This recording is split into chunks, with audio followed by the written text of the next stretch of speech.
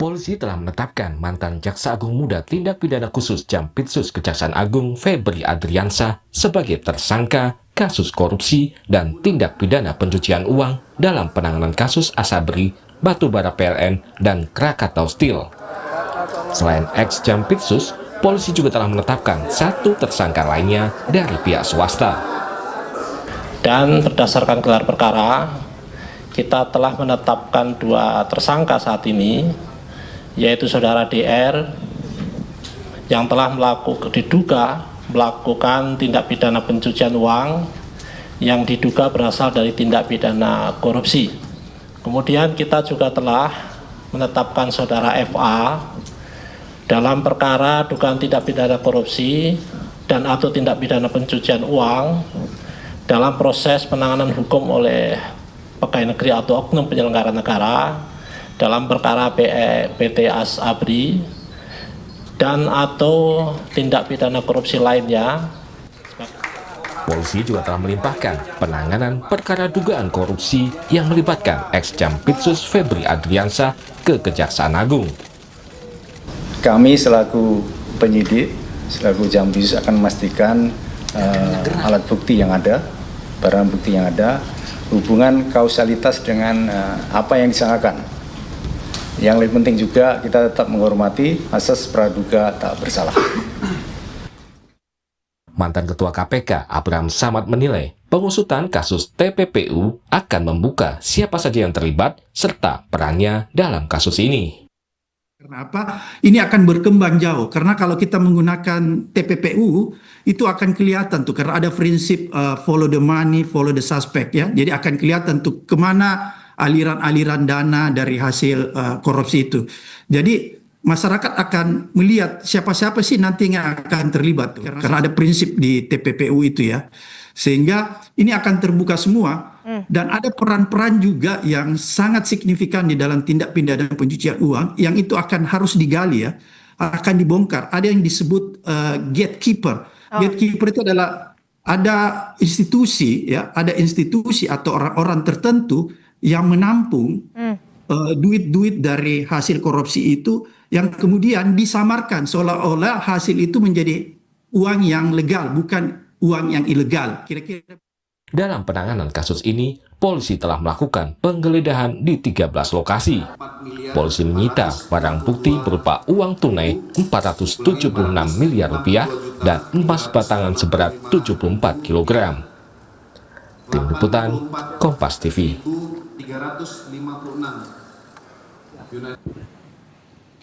Lalu bagaimana Kejaksaan Agung harus mengusut kasus dugaan korupsi dan tindak pidana pencucian uang ex-Jampitsus Febri Adriansyah?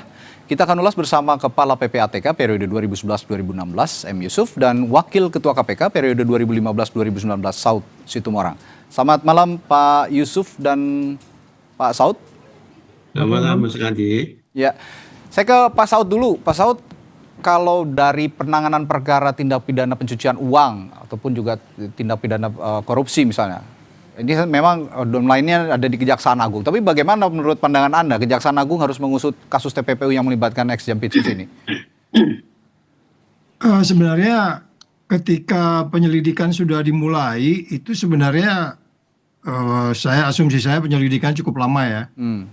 Apalagi penyidikannya.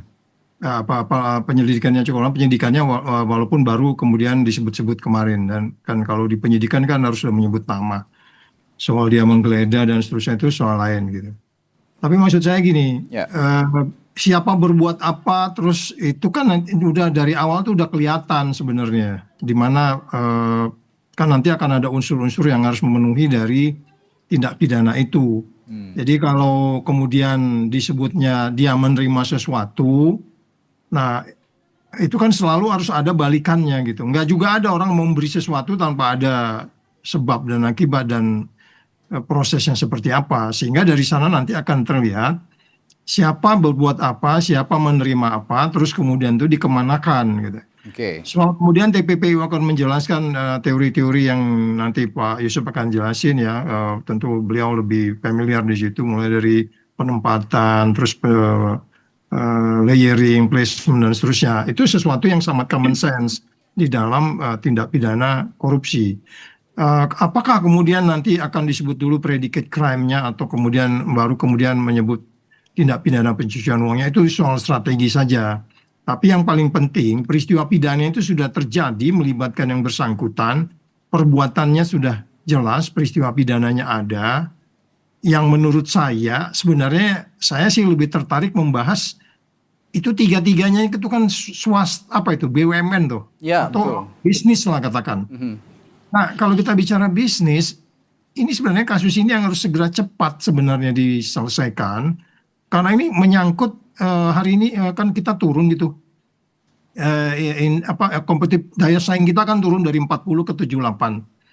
Ini nanti ini kalau nggak ditangkapi dengan baik, daya saing kita akan turun dan urutannya adalah investasi gitu.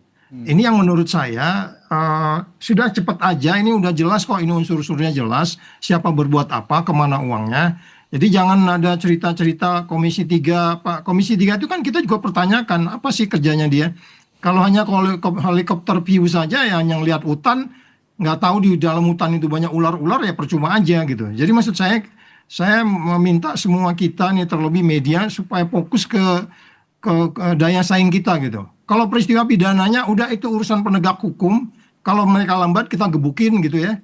Tetapi yang paling penting menyelamatkan negeri, yang kemudian melibatkan banyak ketidakpastian, karena melibatkan juga beberapa orang yang disebut-sebut tadi, Abraham Samad, gatekeeper segala macam, orang membantu itu dan seterusnya.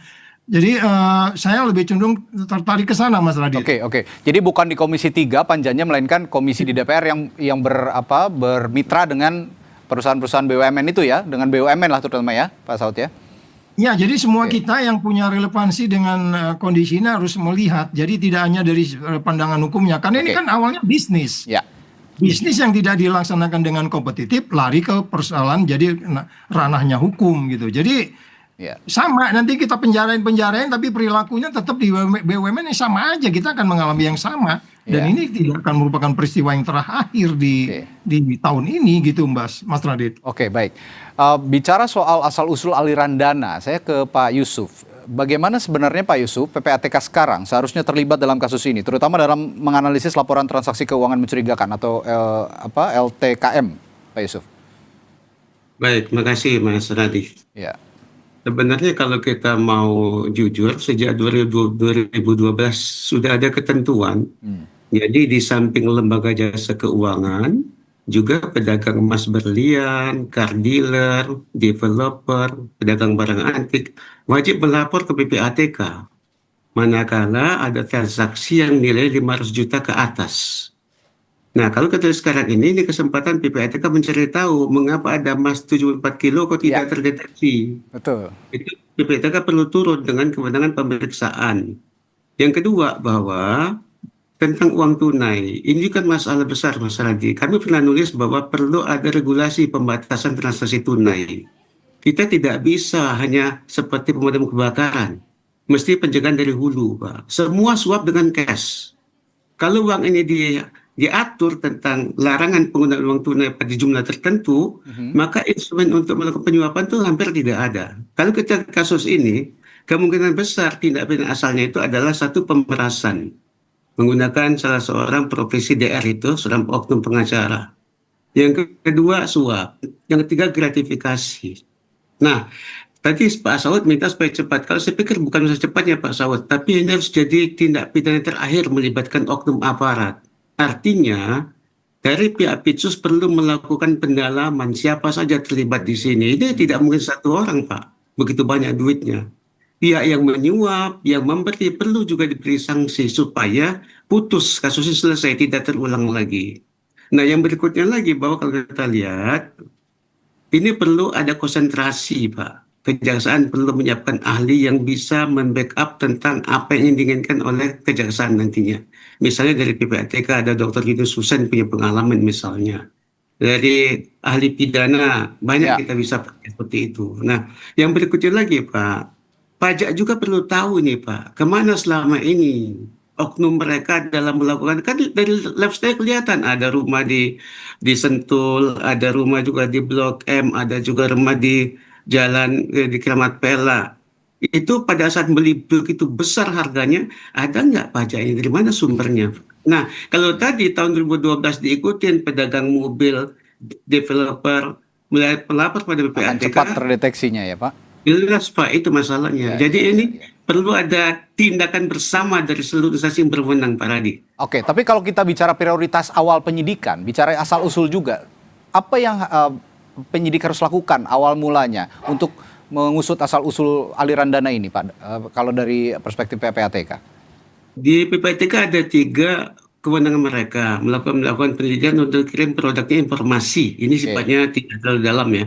Yang kedua hasil analisis. Yang ketiga pemeriksaan, dia seperti seorang akuntan meriksa di bank Pak. Nah kalau itu dipakai kewenangan itu akan terbongkar lah ini secara menyeluruh. Artinya perlu waktu memang. Nah masalah waktu ini kan bisa dibagi oleh kejaksaan. Pertama maju kasus tipikornya dulu Pak, supaya dia tidak lepas demi hukum.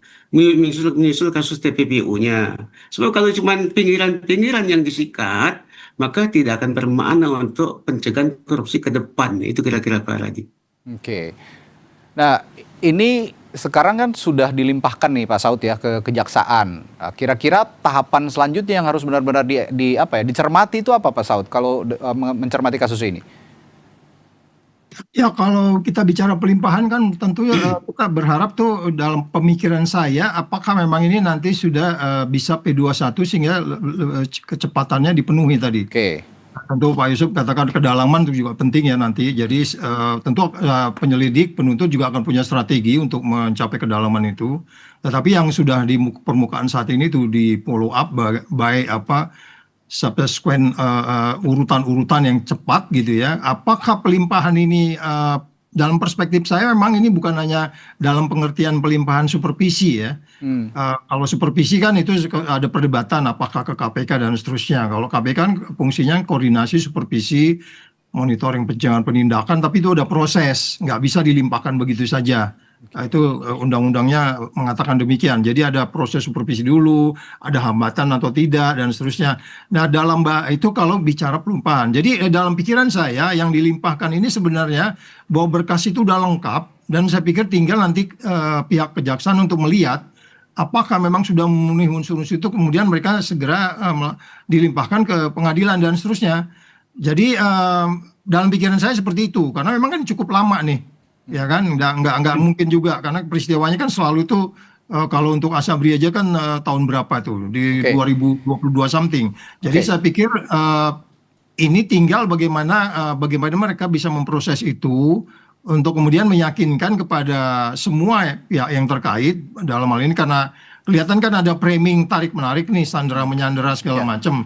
Padahal sebenarnya kan musuhnya sama, ngapain sandera menyandera? Kan musuhnya sama gitu. Itu Mas Radit. Tapi yang menarik begini juga Pak Saud, kalau memang melihat pelimpahan kasus ini ke kejaksaan, tapi yang punya kasus ini kan juga sebenarnya ex jampitsus di Kejaksaan Agung. Nah kira-kira Pak Saud melihat indikasi konflik kepentingan ada nggak dalam kasus ini? Karena Febri juga pernah menangani kasus-kasus besar di kejaksaan sebagai jampitsus.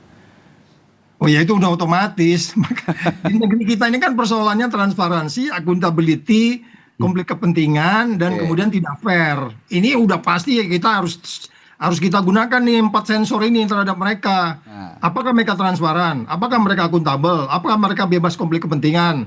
Apakah mereka melakukannya dengan fair? Fair itu kan ini Pak Yusuf udah kirim sinyal. Fair itu artinya kan semua yang terkait dengan ini harus didalemin. Jadi artinya kita tetap wanti-wanti itu. Tetapi lembaga pengawasan selain Komisi 3 dan kemudian ada Komjak di sana. Saya ngerti tugasnya Komjak itu apa tuh di sana itu di kejaksaan itu. Itu ada Komjak ya. Tapi jangan Komjak itu juga mirip dengan Dewas di KPK yang hanya mereka kayak stempel-stempel gitu nggak berani manggil dalamin ini kenapa lambat ini udah menjadi perhatian presiden dan seterusnya. Jadi lembaga pengawas harus semua turun termasuk kita termasuk media. Jadi kalau nggak transparan kita harus curiga. Oke, kalau nggak transparan harus curiga. Iya, Pak Yusuf. Konflik kepentingan indikasinya kita, Mas Raji udah ingatkan kita potensi konflik kepentingannya. Itu yang dia. disebut orang sebagai jeruk makan jeruk itu apa bisa gitu. Itu dia. Pak Yusuf, kalau kita melihat prinsip follow the money, kira-kira apakah kejaksaan juga bisa menelusuri? Tadi kan Pak Yusuf juga sempat bilang ya bahwa ini tidak mungkin bergerak sendiri, pasti ada kaki tangan. Nah, bisa nggak itu terungkap kira-kira kalau dari prinsip penelusuran PPATK dengan melihat prinsip follow the money itu tadi? Sepanjang mereka menggunakan instrumen resmi seperti perbankan, transfer, pasti bisa. Pasti bisa ya? Kita lihat kasusnya Labarasitorus. Itu Oke. join antara PPATK, Barreskrim berkantor di Kejaksaan Tinggi Papua.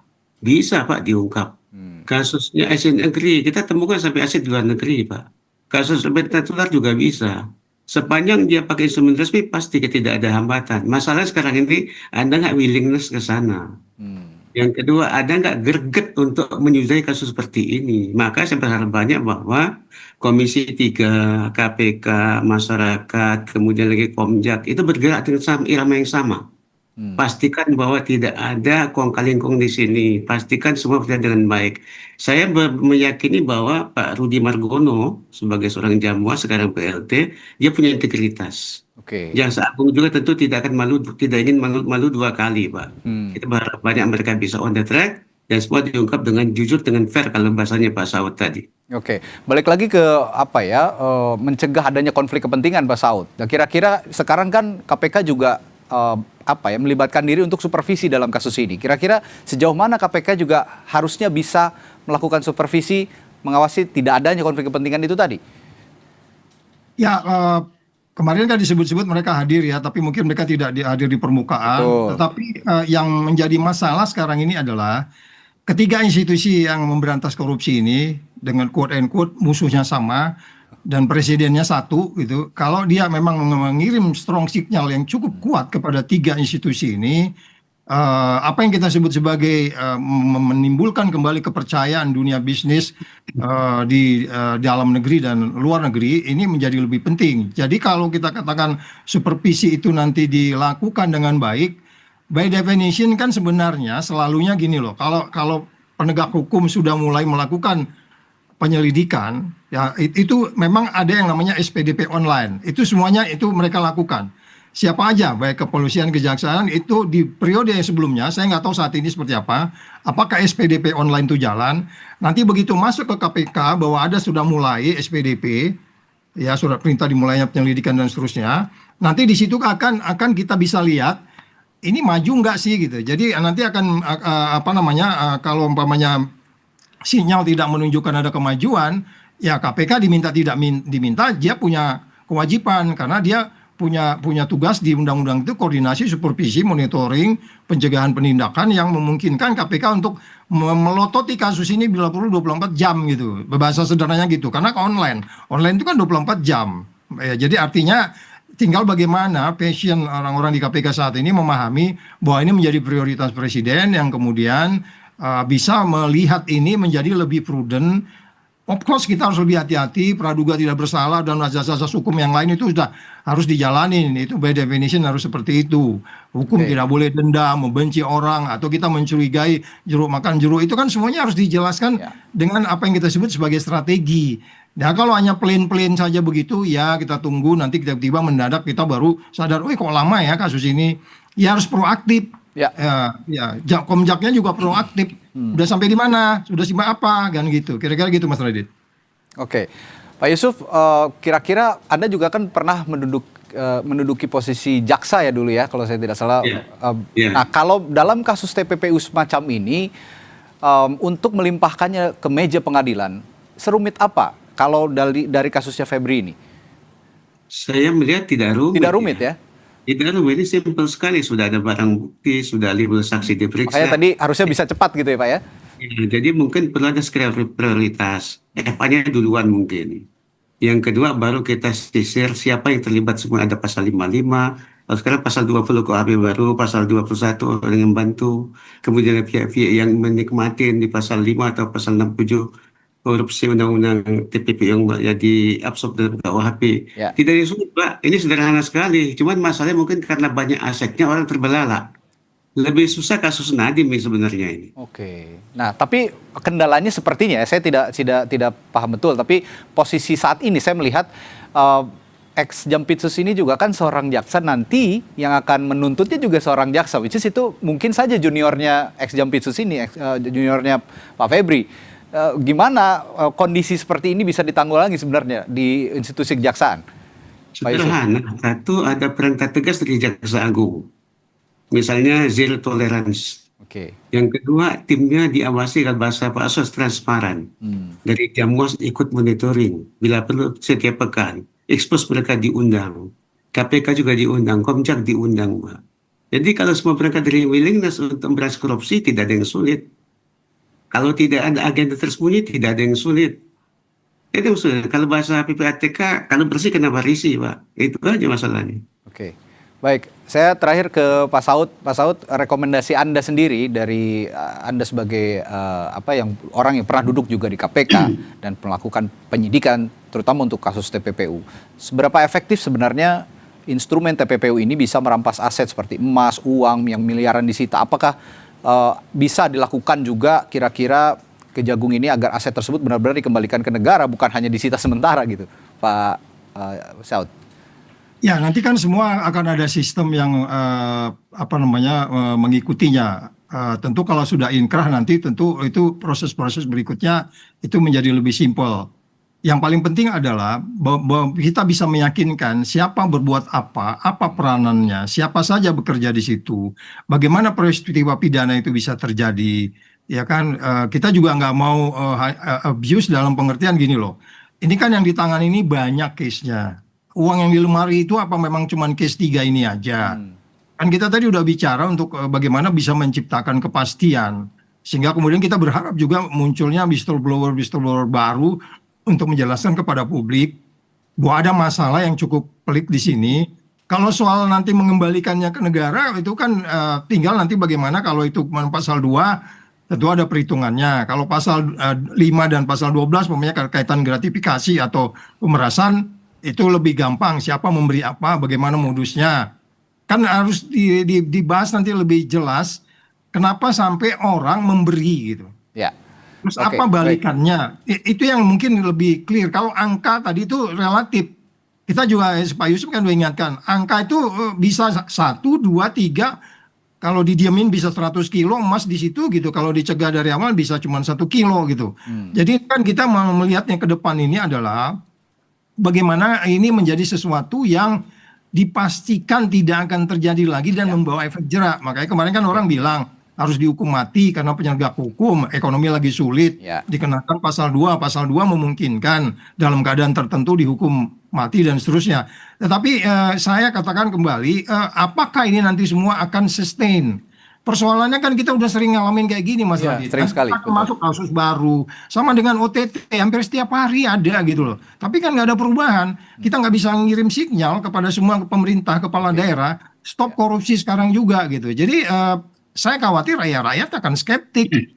Ya udahlah, yang nggak ada kaitannya jeruk makan jeruk aja begitu, apalagi ini ada kaitan jeruk makan jeruk. Jadi ini yang menurut saya semua kita, terlebih presidennya, mengamati ini kalau memang mau selesai nanti di pemerintahannya dengan baik. 5 tahun, beberapa tahun yang akan datang. Jadi jangan dibiarkan kepada kita saja, atau penyidik saja dan penuntut, atau hakim dan seterusnya.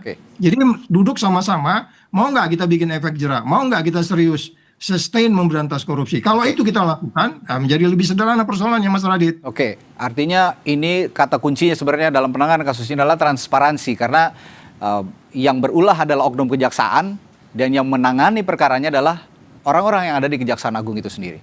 Baik, terima kasih Kepala PPATK 2011-2016 M. Yusuf dan Wakil Ketua KPK periode 2015-2019 Saud Situmorang telah berbagi perspektif di Sapa Indonesia Malam. Selamat malam, sampai jumpa lagi Bapak. Saudara, setelah jeda di Sapa Indonesia Malam, ada berita